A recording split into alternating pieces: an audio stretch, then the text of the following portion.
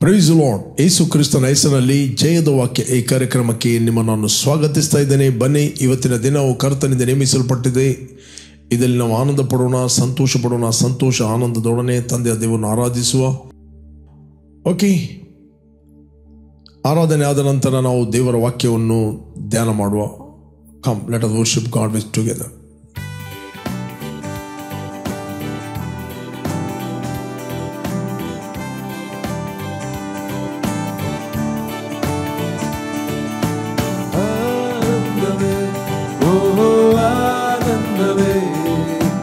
ಯೇಸುವಿನಲ್ಲಿ ನನಗೆ ಆನಂದವೇ ಆನಂದವೇ, ಓಹೋ ಆನಂದವೇ.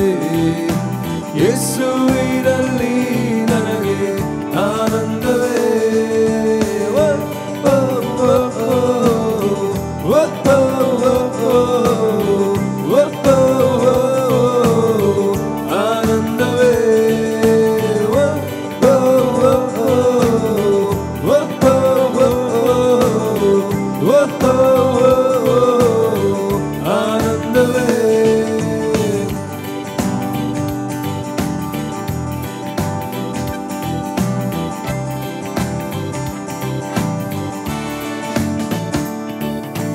ಪಾಪ ಪರಿಹಾರಿ ಯೇಸು, ಶಾಪ ಪರಿಹಾರಿ ಯೇಸು, ಸಂತೋಷ ಸಮಾಧಾನ ಆನಂದವೇ.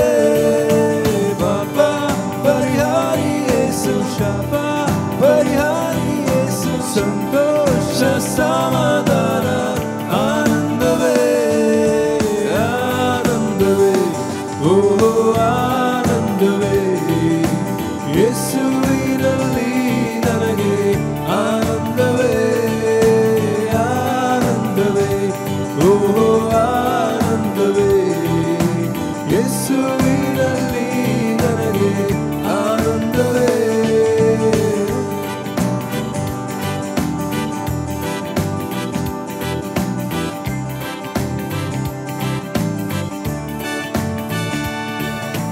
ಪರಾಕ್ರಮಶಾಲಿ ಯೇಸು, ನಿತ್ಯ ಸಾಗರ ಯೇಸು, ಕ್ರಿಸ್ತನ ಆತ್ಮದಲ್ಲಿ ಆನಂದವೇ.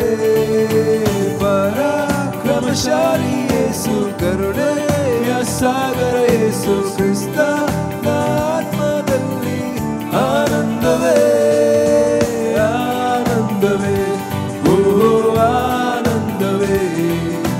ಯೇಸುವಿನಲ್ಲಿ ನನಗೆ ಆನಂದವೇ ಆನಂದವೇ, ಓಹೋ ಆನಂದವೇ. ಯೇಸುವಿನಲ್ಲಿ ನನಗೆ ಆನಂದವೇ.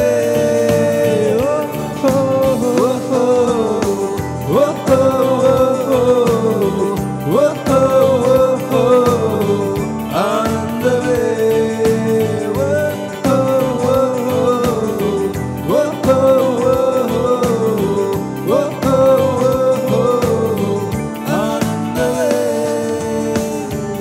ದೇವರ ನಾಮಕ್ಕೆ ಸ್ತೋತ್ರವಾಗಲಿ. ಇವತ್ತು ನಾವು ಧ್ಯಾನಕ್ಕೆ ತೆಗೆದುಕೊಂಡಂತಹ ದೇವರ ವಾಕ್ಯದ ಭಾಗ ಯೋಹಾನನ ಸುವಾರ್ತೆ 20ನೇ ಅಧ್ಯಾಯ 30ನೇ ವಚನ ಮತ್ತು 31ನೇ ವಚನ. Gospel of John chapter 20 verse 30 and 31. ಯೇಸು ಇನ್ನು ಬೇರೆ ಎಷ್ಟೋ ಸೂಚಕ ಕಾರ್ಯಗಳನ್ನು ತನ್ನ ಶಿಷ್ಯರ ಮುಂದೆ ಮಾಡಿದನು. ಅವುಗಳು ಈ ಗ್ರಂಥದಲ್ಲಿ ಬರೆದಿರುವುದಿಲ್ಲ. ಆದರೆ ಯೇಸು ದೇವಕುಮಾರನಾದ ಕ್ರಿಸ್ತನೆಂದು ನೀವು ನಂಬುವಂತೆಯೂ ನಂಬಿ ಆತನ ಹೆಸರಿನ ಮೂಲಕವಾಗಿ ಜೀವವನ್ನು ಪಡಕೊಳ್ಳುವಂತೆಯೂ ಇಷ್ಟೆಲ್ಲ ಬರೆದಿದೆ. ಇಲ್ಲಿ ದೇವರ ವಾಕ್ಯ ಹೇಳ್ತದೆ, ಯೇಸು ಸ್ವಾಮಿ ತನ್ನ 3.5 ವರ್ಷದಲ್ಲಿ ಅನೇಕ ಅದ್ಭುತಗಳನ್ನು, ಅನೇಕ ಸೂಚಕ ಕಾರ್ಯಗಳನ್ನು ಆತನು ಮಾಡಿದ್ದಾನೆ. ದೇವರ ವಾಕ್ಯ ಹೇಳ್ತದೆ, ಅದೆಲ್ಲ ಈ ಗ್ರಂಥದಲ್ಲಿ ಬರೆದಿರುವುದಿಲ್ಲ. ನಮಗೆ ಎಷ್ಟು ಬೇಕು ಅಷ್ಟು ಮಾತ್ರವೇ ಅಲ್ಲಿ ಬರೆಯಲ್ಪಟ್ಟಿದೆ. The purpose is very important. ಯಾಕೆ ಇಷ್ಟೆಲ್ಲ ಬರೆಯಲ್ಪಟ್ಟಿದೆ? ಇಲ್ಲಿ ಬೈಬಲ್ ಇದೆ, ಆದರೆ ಯೇಸು ದೇವಕುಮಾರನಾದ ಕ್ರಿಸ್ತನೆಂದು ನೀವು ನಂಬುವಂತೆಯೂ ನಂಬಿ ಆತನ ಮೂಲಕ ಜೀವವನ್ನು ಪಡಕೊಳ್ಳುವಂತೆಯೂ ಇಷ್ಟೆಲ್ಲ ಬರೆದಿದೆ. ಅದರ ಅರ್ಥ ನಿತ್ಯ ಜೀವವನ್ನು ಹೊಂದಬೇಕು, ನಾವು ನಿತ್ಯ ಜೀವವನ್ನು ಹೊಂದಬೇಕೆಂದು ಇಷ್ಟೆಲ್ಲ ಬರೆದಿದೆ. ಯೇಸು ಬಂದ ಉದ್ದೇಶ ಈ ಲೋಕಕ್ಕೆ ಕಾರಣ ಏನಂತ ಹೇಳಿದರೆ, ಆತನು ಕೇವಲ ಅದ್ಭುತಗಳನ್ನು ಮಾಡಲಿಕ್ಕೆ, ಸೂಚಕ ಕಾರ್ಯಗಳನ್ನು ಮಾಡಲಿಕ್ಕೆ ಅಥವಾ ಇದೆಲ್ಲ ಸಂಗತಿಗೋಸ್ಕರ ಆತನು ಬಂದದಲ್ಲ. ಯೇಸು ಈ ಲೋಕಕ್ಕೆ ಬಂದದ್ದು ಇಷ್ಟೇ, ಮನುಷ್ಯನು ದೇವರ ಅನ್ಯೋನ್ಯತೆಯನ್ನು ಕಳಕೊಂಡಿದ್ದನು, ಮನುಷ್ಯನು ದೇವರ ಜೀವವನ್ನು ಕಳಕೊಂಡಿದ್ದನು, ಮನುಷ್ಯನು ದೇವರ ಮಹಿಮೆಯನ್ನು ಕಳಕೊಂಡಿದ್ದನು. ಏನು ಆ ಸಂಬಂಧ ಇದೆ ಅದನ್ನು ನಾವು ಪಡಕೊಳ್ಳುವುದಕ್ಕೋಸ್ಕರ ಇದೆಲ್ಲ ಆತನು ಮಾಡಿದನು. ಸೂಚಕ ಕಾರ್ಯಗಳು, ಅದಕ್ಕೆ ಸೈನ್ಸ್ ಆ್ಯಂಡ್ ವಂಡರ್ಸ್ ಅಂತ ಹೇಳಿದೆ. ಸೂಚಕ ಕಾರ್ಯಗಳು ಅಂದರೆ ಸೈನ್ ಆ್ಯಂಡ್ ವಂಡರ್. ಈ ಸೈನ್ ವಂಡರ್ ಯಾಕೆ ಇರುವಂಥದ್ದು? ನೀವೊಂದು ರೋಡಲ್ಲಿ ಹೋಗ್ತೀರಿ, ರಸ್ತೆಯಲ್ಲಿ ಹೋಗುತ್ತಿರುವಾಗ ಅಲ್ಲಿ ಸೂಚಕ ಫಲಕಗಳಿವೆ. ಸೂಚಕ ಫಲಕಗಳು ಅಥವಾ ಸೈನ್ ಬೋರ್ಡ್ ಅಂತ ಹೇಳ್ತದೆ. ಓಕೆ, ಆ ಸೈನ್ ಬೋರ್ಡ್ ನಿಮಗೆ ಡೈರೆಕ್ಷನ್ ತೋರಿಸ್ತದೆ. ರೈಟಿಗೆ ಹೋದರೆ ನೀವು ಮುಂಬೈ ಹೋಗ್ತೀರಿ, ಲೆಫ್ಟಿಗೆ ಹೋದರೆ ನೀವು ಮಂಗಳೂರು ಅಥವಾ ಕೇರಳಕ್ಕೆ ಹೋಗ್ತೀರಿ ಅಂತ. ದಿ ಇಂಪಾರ್ಟೆಂಟ್ ನಮ್ಮ ಡೆಸ್ಟಿನಿ, ನಮಗೆ ಎಲ್ಲಿ ಹೋಗಬೇಕು. ಆ ಸೂಚಕ ಫಲಕಗಳ ಮೂಲಕ, ಸೈನ್ ಬೋರ್ಡ್ಗಳ ಮೂಲಕ ನಾವು ಸರಿಯಾದ ರೋಡಲ್ಲಿ ಸರಿಯಾದ ಉದ್ದೇಶಕ್ಕೆ ಹೋಗಿ ರೀಚ್ ಆಗ್ತೇವೆ. ಬಟ್ ಅಲ್ಲಿ ಸೂಚಕ ಫಲಕವನ್ನು ನೋಡಿ ಅಲ್ಲೇ ನಾವು ಕೂತ್ಕೊಂಡು ಸಂತೋಷಪಟ್ಟು ಅಲ್ಲೇ ನಿಂತು ಅಲ್ಲೇ ಸೂಚಕ ಫಲಕದೊಟ್ಟಿಗೆ ಗಾಡಿ ರೌಂಡ್ ಹಾಕಿದರೆ ನಾವು ಹೋಗಿ ಮುಟ್ಟೋದಿಲ್ಲ. ಓಕೆ, ಅಲ್ಲಿ ಒಂದು ಸೂಚಕ ಫಲಕಗಳು ಇಟ್ಟಿದೆ, ಅಲ್ಲಿ ಒಂದು ರೀಸನಿಗೆ, ಒಂದು ಕಾರಣಕ್ಕೆ, ಯಾಕೆ ನಮಗೆ ಡೈರೆಕ್ಷನ್ ತೋರಿಸಲಿಕ್ಕೆ. ಅದೇ ರೀತಿ ಈ ಸೂಚಕ ಕಾರ್ಯಗಳು ಬಾರ್ನ್ ಅಗೇನ್ ಆದ ವಿಶ್ವಾಸಿಗಳಿಗೆ ಅಲ್ಲ.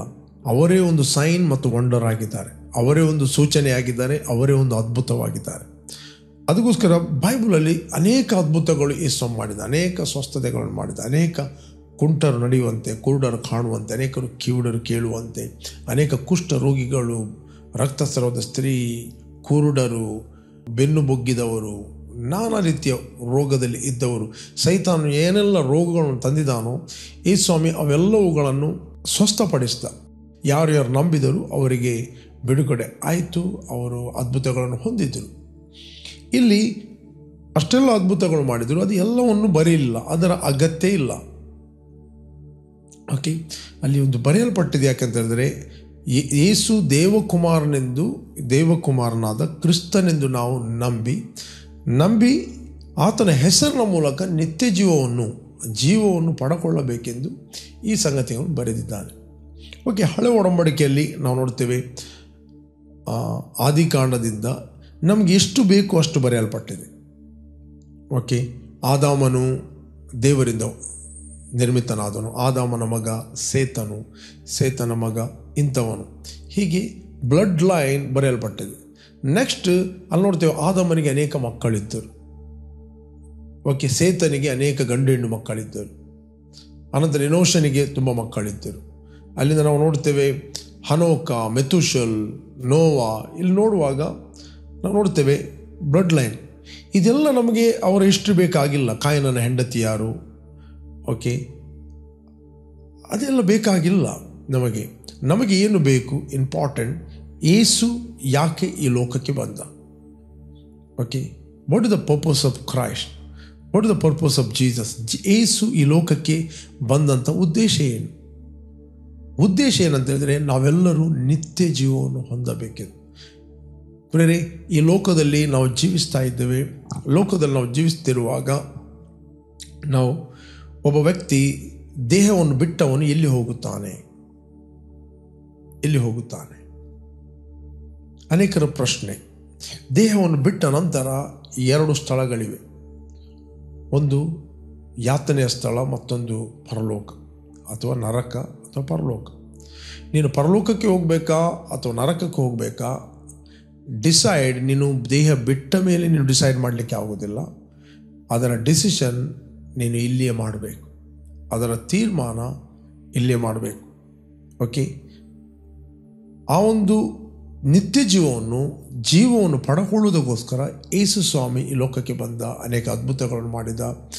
ಓಕೆ, ಆತನು ಸತ್ತ, ರಕ್ತವನ್ನು ಸುರಿಸ್ತಾ ಪ್ರಾಣವನ್ನು ಕೊಟ್ಟ. ಯಾರಿಗೋಸ್ಕರ ಕೊಟ್ಟ? ನನಗೋಸ್ಕರ ಕೊಟ್ಟ, ನಿನಗೋಸ್ಕರ ಕೊಟ್ಟ. ಆತನು ಹೂಣಲ್ಪಟ್ಟ, 3ನೇ ದಿನ ಸತ್ತವರೊಳಗಿಂದ ಎದ್ದು ಬಂದ. ಓಕೆ, ಆತನು ಪುನರುತ್ಥಾನಾದ. ಯಾರು ಈ ಒಂದು ಸತ್ಯಾಂಶಗಳನ್ನು ಒಪ್ಪುತ್ತಾರೋ, ನಂಬುತ್ತಾರೋ ಅವರಿಗೆ ದೇವರ ಮಕ್ಕಳಾಗುವ ಅಧಿಕಾರ ಕೊಟ್ಟ. Please God. ಯೇಸು ಸ್ವಾಮಿ ಕಲ್ವರಿ ಕ್ರೂಜೆಯಲ್ಲಿ ಸತ್ತಾಗ ಆತನಿಗೆ ಉಗುಳಿದರು, ಆತನಿಗೆ ಗೇಲಿ ಮಾಡಿದರು, ಆತನಿಗೆ ಮುಳ್ಳಿನ ಕಿರೀಟವನ್ನಿಟ್ಟರು, ಶಿಲುಬೆಗೆ ಹಾಕಿದ್ರು. ನೀನು ದೇವರ ಮಗನಾಗಿದ್ದರೆ ಮೊದಲು ನಿನ್ನನ್ನು ರಕ್ಷಿಸು ಮತ್ತು ನಮ್ಮನ್ನು ರಕ್ಷಿಸು ಅಂತ ಹೇಳಿದರು. ಒಬ್ಬ ಕಳ್ಳ ಹೇಳಿದ. ಓಕೆ, ಮತ್ತು ಕೆಲವರು ತನ್ನನ್ನೇ ರಕ್ಷಣೆ ಮಾಡಲಿಕ್ಕೆ ಆಗಲಿಲ್ಲ, ಬೇರೆಯವ್ರನ್ನ ಹೇಗೆ ರಕ್ಷಣೆ ಮಾಡ್ತಾರೆ ಗೇಲಿ ಮಾಡಿದರು. ಆತನ ಕಣ್ಣುಗಳಿಗೆ ಬಟ್ಟೆ ಕಟ್ಟಿ ಅವನು ಹೇಳಿದ್ರು, ಈಗ ಪ್ರವಾದನೆ ಮಾಡು, ನಿನಗೆ ಹೊಡೆದವರು ಯಾರಂತ ಹೇಳು. ಆತನು ಉಗುಳಿದರು, ಎಲ್ಲವನ್ನು ಮಾಡಿದ. ಓಕೆ, ಆತನು ಯಾರಿಗೋಸ್ಕರ ಸಾಯ್ತಾ ಇದ್ದಾನೋ, ಯಾರಿಗೋಸ್ಕರ ಪ್ರಾಣವನ್ನು ಕೊಡ್ತಾ ಇದ್ದನೋ ಅದು ಅವರಿಗೇ ಗೊತ್ತಿಲ್ಲ, ಅದು ಯಾಕೆ ಸಾಯ್ತಾ ಇದ್ದಾನಂತ. ಓಕೆ, ಅವರೇ ಯಾರಿಗೋಸ್ಕರ ಆತನು ಉಪಕಾರ ಮಾಡ್ತಾ ಇದ್ದಾನೋ, ಯಾರಿಗೋಸ್ಕರ ಆತನು ಸಾಯ್ತಾ ಇದ್ದಾನೋ ಆ ವ್ಯಕ್ತಿಗಳೇ ಅವನಿಗೆ ದೂಷಣೆ ಮಾಡ್ತಾ ಇದ್ದಾರೆ, ಅವನಿಗೆ ನೆಗಡ್ತಾ ಇದ್ದಾರೆ. ಓಕೆ, ಅವನಿಗೆ ಗೇಲಿ ಮಾಡ್ತಾ ಇದ್ದಾರೆ. ಬಟ್ ಈ ಸ್ವಾಮಿ ಒಂದು ಮಾತು ಹೇಳಿದ ಶಿಲುಬೆಯಲ್ಲಿ, ತಂದೆ ಅವರು ಏನು ಮಾಡ್ತಾರೆ ಗೊತ್ತಿಲ್ಲ, ಅವರು ಏನು ಮಾಡ್ತಾರೆ ಎಂದು ಅವರಿಗೇ ಗೊತ್ತಿಲ್ಲ, ಅವರನ್ನು ಕ್ಷಮಿಸು. No grudge, no bitterness. ಯೇಸು ತನ್ನವರನ್ನು ಸಂಪೂರ್ಣವಾಗಿ ಪ್ರೀತಿಸಿದ.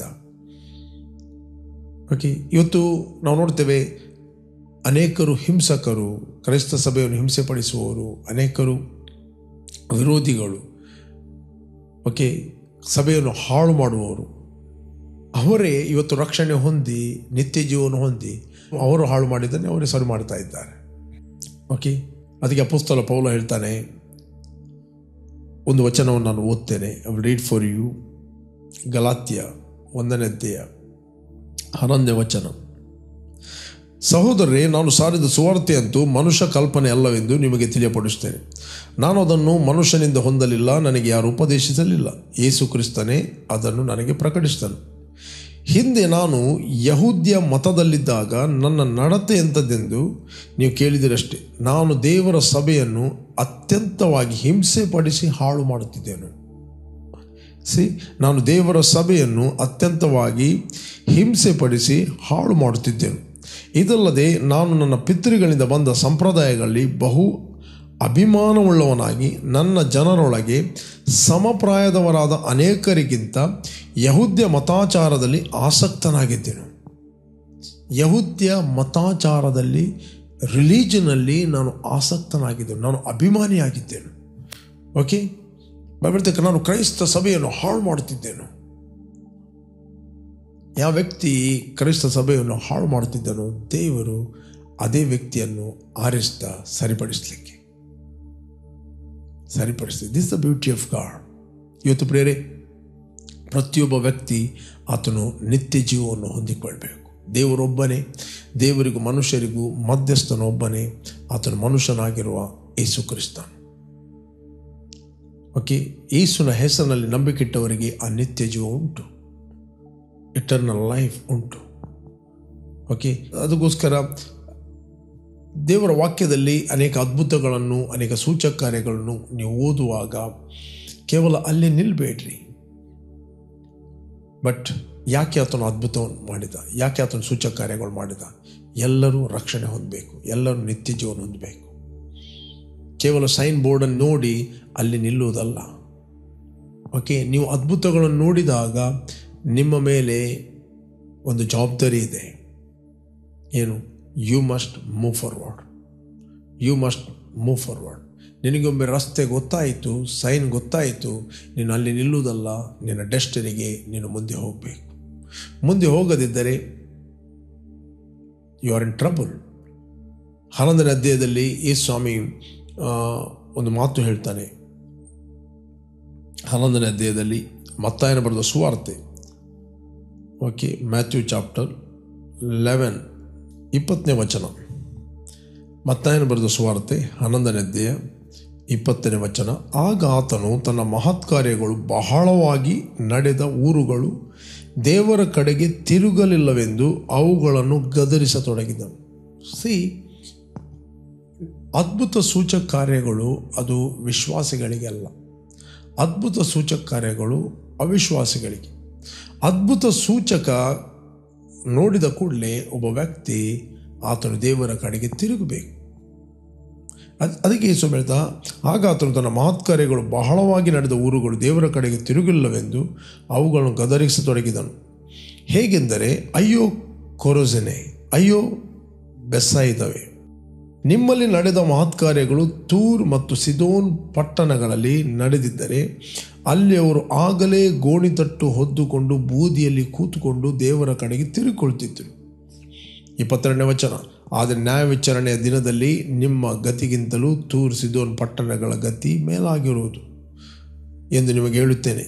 ಎಲ್ಲ ಕಪರ್ನವೇ, ನೀನು ಪರಲೋಕಕ್ಕೆ ಇರಿಸಲ್ಪಡುವೆಯಾ, ಪಾತಾಳಕ್ಕೆ ಇಳಿಯುವಿ. ಎಲೇ ಕಪರ್ನವೇ, ಕಪರ್ನೋಮಿನಲ್ಲಿ ಯೇಸು ಬಹಳ ಅದ್ಭುತಗಳನ್ನು ಮಾಡಿದ ಕಡೆಗೆ ಅಲ್ಲಿ ಅನೇಕರು ದೇವರ ಕಡೆಗೆ ತಿರುಗಲಿಲ್ಲ. ಓಕೆ, ಈ ಸೈನ್ ವಂಡರ್ ಎಂಬುವಂಥದ್ದು, ಅದ್ಭುತ ಎಂಬುದು ಸೂಚನೆ. ತಿರುಗಲಿಲ್ಲ. ಎಲೈ ಕಪರ್ನವೇ, ನೀನು ಪರಲೋಕಕ್ಕೆ ಇರಿಸಲ್ಪಡುವೆಯಾ, ಪಾತಾಳಕ್ಕೆ ಇಳಿವಿ. ನಿನ್ನಲ್ಲಿ ನಡೆದ ಮಹತ್ಕಾರ್ಯಗಳು ಸೊದೋಮಿನಲ್ಲಿ ನಡೆದಿದ್ದರೆ ಅದು ಇಂದಿನವರೆಗೂ ಉಳಿಯುತ್ತಿತ್ತು. ಅವ್ರಿಗೆ ಗೊತ್ತಿಲ್ಲ. ನಿನ್ನಲ್ಲಿ ನಡೆದ ಮಹತ್ಕಾರ್ಯಗಳು ಸೊದೋಮಿನಲ್ಲಿ ನಡೆದರೆ ಅದು ಇಂದಿನವರೆಗೂ ಉಳಿಯುತ್ತಿತ್ತು. ಬಟ್ ನೆಕ್ಸ್ಟ್ ಏನು ಹೇಳ್ತಾನೆ, ಆದರೆ ನ್ಯಾಯ ವಿಚಾರಣೆಯ ದಿನದಲ್ಲಿ ನಿನ್ನ ಗತಿಗಿಂತಲೂ ಸೊದೋಮ್ ಸೀಮೆಯ ಗತಿಯು ಮೇಲಾಗಿರುವುದು ಎಂದು ನಿಮಗೆ ಹೇಳುತ್ತೇನೆ ಅಂದನು. ಅಂದರೆ ಸೊದೋಮ್ ಗೊಮೋರ ಕೂಡ ವೆಯ್ಟ್ ಮಾಡ್ತಾ ಇದೆ ಜಡ್ಜ್ಮೆಂಟಿಗೆ. ಓಕೆ, ಆ ಜಡ್ಜ್ಮೆಂಟಲ್ಲಿ ಕೂಡ ಸ್ಟೇಜ್ಗಳಿವೆ.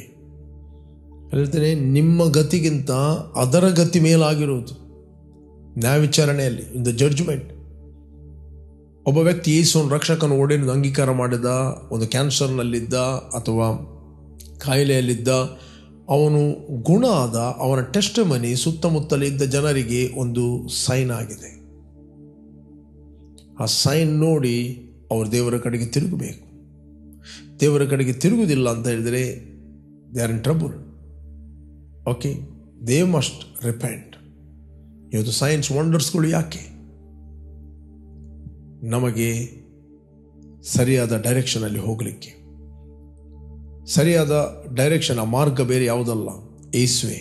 ಯೇಸು ಹೇಳಿದ, ನಾನೇ ಸತ್ಯ, ನಾನೇ ಜೀವ, ನಾನೇ ಮಾರ್ಗ, ನನ್ನ ಹೊರತು ಯಾರು ಕೂಡ ತಂದೆಯ ಬಳಿಗೆ ಹೋಗಲಿಕ್ಕೆ ಆಗುವುದಿಲ್ಲ.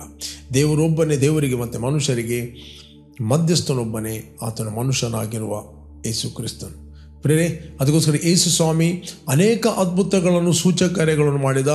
ಈ ಪುಸ್ತಕದಲ್ಲಿ ಬರೆದಿರುವುದಿಲ್ಲ, ಅದೆಲ್ಲ ಬರೆದರೆ ಪುಸ್ತಕಗಳು ಸಾಕಾಗುವುದಿಲ್ಲ ಅಂತ ಯೋಹಾನನು ಹೇಳ್ತಾನೆ.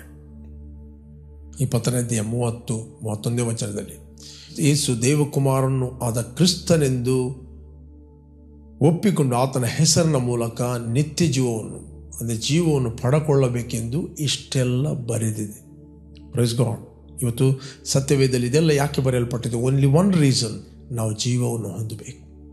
ಓಕೆ, ಅನೇಕರು ಅದ್ಭುತಗಳನ್ನು ಹೊಂದುತ್ತಾರೆ, ಬಟ್ ಅವರು ಯೇಸುವನ್ನು ನಂಬುವುದಿಲ್ಲ, ಅವರು ನಿತ್ಯ ಜೀವನ ಹೊಂದುವುದಿಲ್ಲ. ನಿತ್ಯ ಜೀವಗೋಸ್ಕರ ಯೇಸುವನ್ನು ನಂಬುವಂಥದ್ದು ವೆರಿ ವೆರಿ ಇಂಪಾರ್ಟೆಂಟ್.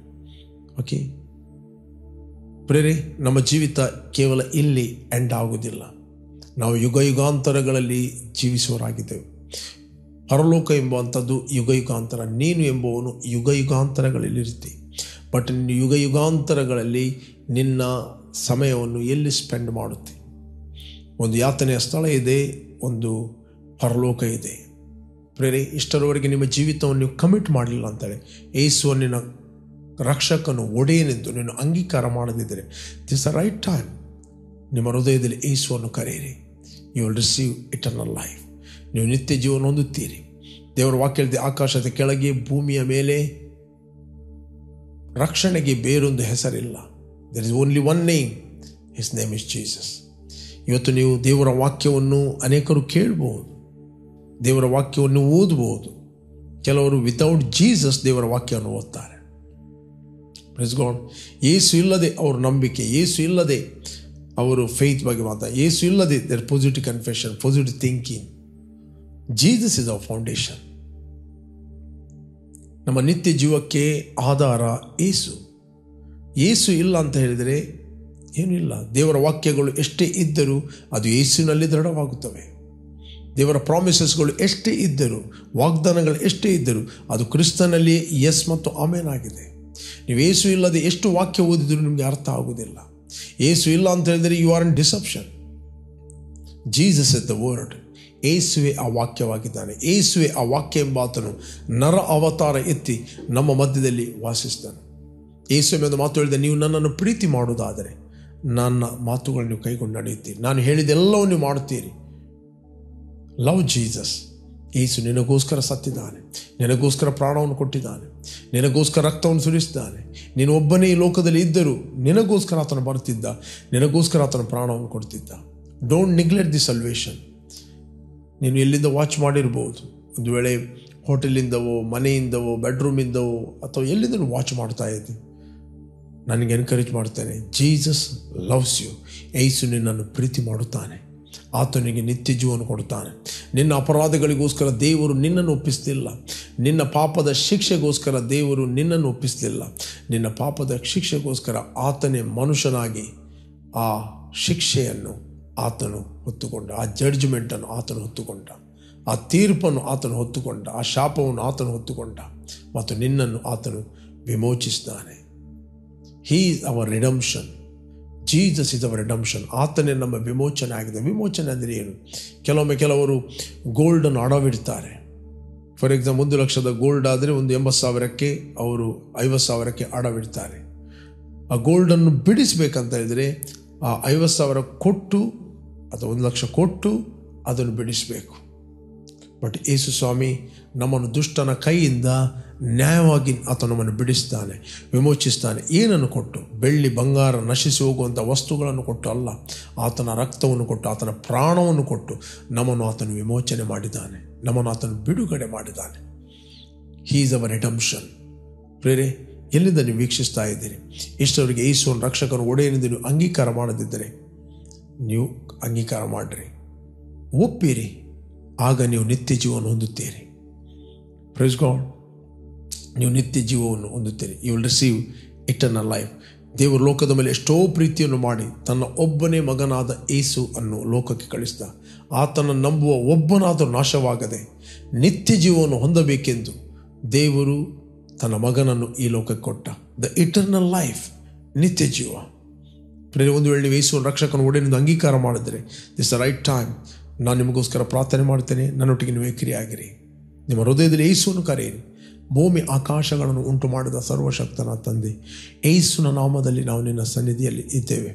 ಯೇಸುವೆ, ನೀನು ಸುರಿಸಿದ ರಕ್ತದ ಮೂಲಕ ನಮ್ಮ ಅಪರಾಧಗಳು ಪರಿಹಾರವಾಗಿ ನಮಗೆ ಬಿಡುಗಡೆ ಆಯಿತು. ನಿನ್ನನ್ನು ನಮ್ಮ ಸ್ವಂತ ರಕ್ಷಕನು ಒಡೆಯನೆಂದು ನಮ್ಮ ಹೃದಯದಲ್ಲಿ ನಾವು ಅಂಗೀಕಾರ ಮಾಡುತ್ತೇವೆ ಮತ್ತು ಬಾಯಿಂದ ನಾವು ಅರಿಕೆ ಮಾಡುತ್ತೇವೆ. ಯೇಸುವೆ ನಮ್ಮ ಕರ್ತನೆಂದು ನಾವು ನಂಬುತ್ತೇವೆ. ನಮಗೆ ಕ್ರಿಸ್ತನಲ್ಲಿ ಬಿಡುಗಡೆ ಆಯಿತು. ಯೇಸು ನಾಮದಲ್ಲಿ ತಂದೆ. Amen, amen, amen. ಓಕೆ, ಯಾರು ನೀವು ಬರ್ತ್ಡೇ ಮತ್ತು ವೆಡ್ಡಿಂಗ್ ಆ್ಯನಿವರ್ಸರಿಯನ್ನು ಸೆಲೆಬ್ರೇಟ್ ಮಾಡ್ತಾ ಇದ್ದೀರಿ, ನಿಮಗೋಸ್ಕರ ಪ್ರಾರ್ಥನೆ ಮಾಡ್ತೇವೆ. Blessed happy birthday and blessed happy wedding anniversary. ತಂದೆ, ಯಾರು ಇವತ್ತು ಬರ್ತ್ಡೇ ಮತ್ತು ವೆಡ್ಡಿಂಗ್ ಆ್ಯನಿವರ್ಸರಿಯನ್ನು ಸೆಲೆಬ್ರೇಟ್ ಮಾಡ್ತಾ ಇದ್ದರು, ಇವರಿಗೋಸ್ಕರ ನಾನು ಪ್ರಾರ್ಥಿಸ್ತೇನೆ. ನಿನ್ನ ಹಸ್ತವು ಇವರ ಮೇಲೆ ಇರಲಿ. ನೀತಿವಂತರ ಬೆಳಕು ಅದು ಮಧ್ಯಾಹ್ನದವರೆಗೂ ಬೆಳಗುವ ಬೆಳಕಿನಂತೆ ಇರುತ್ತದೆ. ಇವರ ಬೆಳಕು ಯಾವಾಗಲೂ ಪ್ರಕಾಶಿಸಲಿ, ಇವರ ಬೆಳಕು ಯಾವಾಗಲೂ ಪ್ರಜ್ವಲಿಸಲಿ ಮತ್ತು ಇವರ ದಾಂಪತ್ಯ ಜೀವಿತವು ಕಟ್ಟಲ್ಪಡಲಿ, ಅನ್ಯೋನ್ಯತೆ ಹೆಚ್ಚಲಿ. ಯೇಸು ನಾಮದಲ್ಲಿ ತಂದೆ. Amen, amen. ಜಯದ ವಾಕ್ಯ ಕಾರ್ಯಕ್ರಮವನ್ನು ಪ್ರತಿದಿನ ಬೆಳಿಗ್ಗೆ ಬಿಗ್ ಜೆ ಟಿವಿಯಲ್ಲಿ 7 ಗಂಟೆಯಿಂದ 7:30ಕ್ಕೆ ನೀವು ವೀಕ್ಷಿಸಬಹುದು. 7:30ರಿಂದ 8 ಗಂಟೆ ತನಕ ರಿಪೀಟ್ ಆಗಿ ನಮ್ಮ YouTube channel word of victory church Udupi ಅದರಲ್ಲಿ ನೀವು ವೀಕ್ಷಿಸಬಹುದು. ವರ್ಡ್ ಆಫ್ ವಿಕ್ಟ್ರಿ ಯೂಟ್ಯೂಬನ್ನು ನೀವು ಇತರಿಗೆ ಶೇರ್ ಮಾಡಿರಿ, ಸಬ್ಸ್ಕ್ರೈಬ್ ಮಾಡಿರಿ. ಅನೇಕ ಅನ್ರೀಚ್ಗೆ ಅದು ರೀಚ್ ಆಗಲಿ. ಸಂಜೆ ಲೈವ್ ಆಗಿ ನಾನು 7:15ರಿಂದ 8 ಗಂಟೆಗೆ ನಾನು ಮಾತಾಡ್ತಾ ಇದ್ದೇನೆ ಫೇಸ್ಬುಕ್ ಮತ್ತು ಯೂಟ್ಯೂಬಲ್ಲಿ. ನೀವು ಬನ್ನಿ, ಲೈವ್ ಆಗಿ ನನ್ನೊಟ್ಟಿಗೆ ಜಾಯ್ನ್ ಆಗಿರಿ ಮತ್ತು ಇತರರಿಗೆ ನೀವು ವಾಕ್ಯವನ್ನು ಶೇರ್ ಮಾಡಿರಿ. Okay, you bless. ಕಂಟಿನ್ಯೂ ಆಗಿ ಬಿಗ್ ಜೆ ಟಿವಿ ಮತ್ತು ವರ್ಡ್ ಆಫ್ ವಿಕ್ಟ್ರಿ ಯೂಟ್ಯೂಬ್ ಚಾನಲ್ಲಿ ಕಂಟಿನ್ಯೂ ಆಗಿ ನಿರಂತರವಾಗಿ ವಾಕ್ಯವನ್ನು ಕೇಳಿ ಇತರಿಗೆ ಶೇರ್ ಮಾಡಿರಿ. You bless. ಆಮೆನ್.